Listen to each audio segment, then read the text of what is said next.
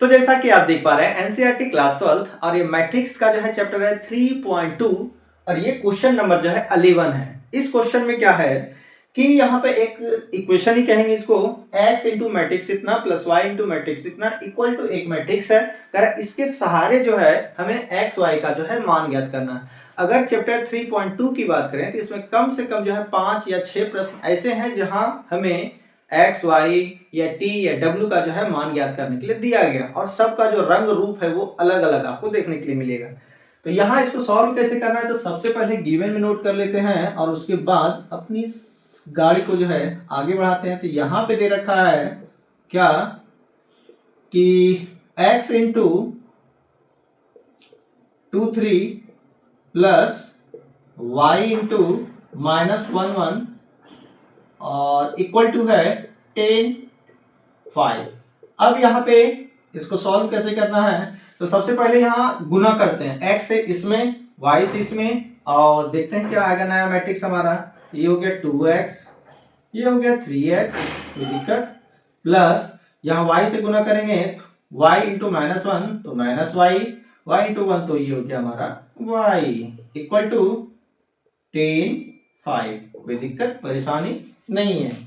अब यहाँ पे देखिए कि दो मैट्रिक्स को पहले यहाँ पे जोड़ लेते हैं, तो जब ऐड करेंगे इसको तो नया मैट्रिक्स क्या मिलेगा 2x माइनस वाई और यहाँ पे मिलेगा हमें 3x प्लस वाई और इधर जो हमारा मैट्रिक्स है वो है हमारा 10 और 5। अब यहाँ से हम बताएं कि दो मैट्रिक्स अगर बराबर है, क्या बोले दो मैट्रिक्स अगर बराबर है इसके संगत अवयव भी आपस में क्या होंगे, बराबर होंगे। और इसी के आधार पे हम कह सकते हैं क्या कि इसलिए हम बोल सकते हैं 2x minus Y equal to 10, इसको मान लेते हैं समीकरण 1 और दूसरा है 3x plus Y equal to 5, इसको मान लेते हैं समीकरण 2।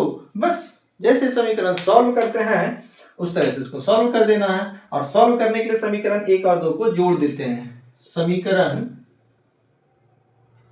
1 और 2 को जोड़ने पर adding the equation first and second we get, जैसे ही इसको जोड़ेंगे तो y और y जो है कट जाएगा, क्योंकि ये दोनों जो है प्लस और माइनस में है।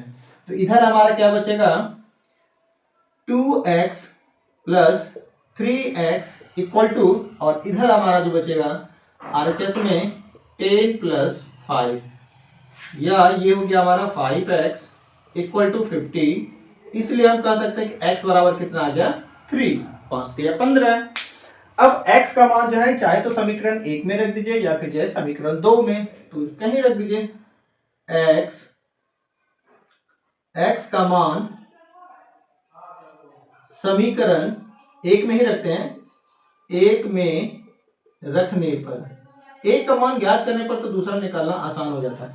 जैसे ही क्या बोले कि यहाँ पे x के जगह पे 3 रखेंगे तो नया जो हमारा समीकरण होगा 2 into 3 minus Y equal to आ गया हमारा 10।